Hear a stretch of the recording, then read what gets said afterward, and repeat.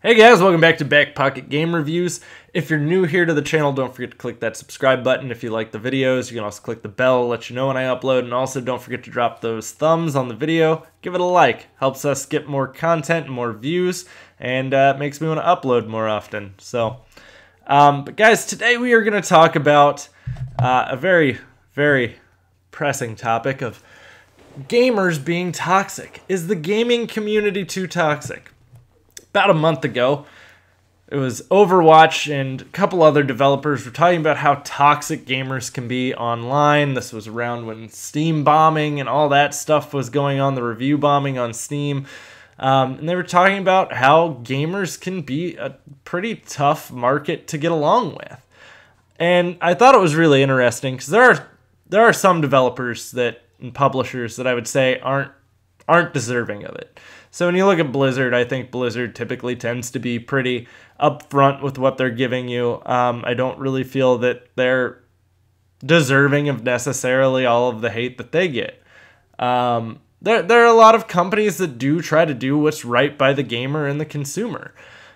But to pin it all on the gamer is kind of messed up. You're pinning it on your audience and the people that you're hoping are going to buy your games. That's who you are saying is in the wrong. But in that same instance, here you are canceling games because they're too linear and story-based because you can't add microtransactions and make more of a profit. So this kind of goes hand in hand at this point to where you're kind of screwing over gamers, but then you're upset to when they're coming back at you about it. And I'm not saying every developer is responsible or publisher is responsible for this, but there are a lot of publishers and developers that do some pretty grimy things to the gamers in their community. Now, I get it that I've praised Tom Clancy's Rainbow Six before for being an awesome game, but then you can look at stuff that Ubisoft has done with, like, for Dishonored.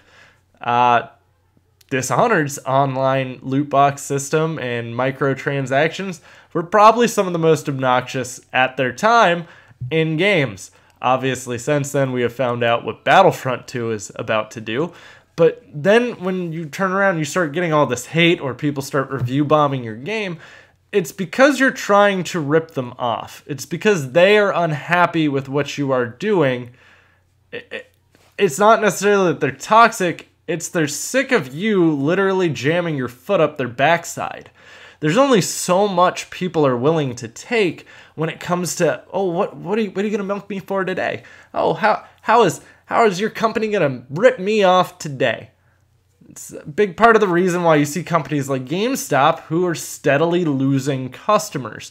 Their year-over-year revenue is down.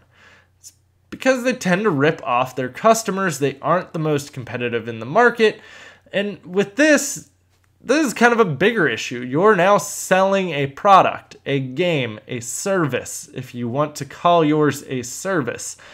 But when you start adding in a $60 season pass followed by loot boxes and all this other stuff, yeah, people are going to get upset. People are eventually going to feel burned in the long run, and people are going to feel like you're not making the game to necessarily have it in their hands. You're not making it for the gamers. You're just making it to make as much filthy money as possible. And that's part of the reason why I tend to like certain developers, is certain developers are less guilty of this than others. A great example would be CD Projekt Red. CD Projekt Red is the Witcher game series. Probably some of the best DLC and free microtransactions. They gave you free microtransactions I've ever seen. Hell, they even included a thank you note with every copy of their game. Well, I didn't see The Witcher really getting blasted online, outside of the fact that there might not be another Witcher. That's literally the most negative thing I see written about The Witcher, is there might not be another one. People are upset because you might not make another one of your games. That's what you should be striving for, because that's really how you make money, is by selling more of your product.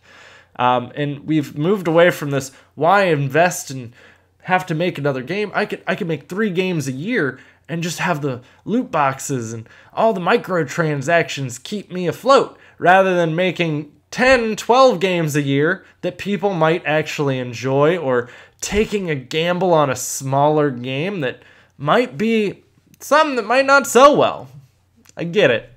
It's hard for companies to want to take a risk. But at the same time, when you're sitting there and criticizing, making fun of, or ripping off your customers, yeah, it's going to happen.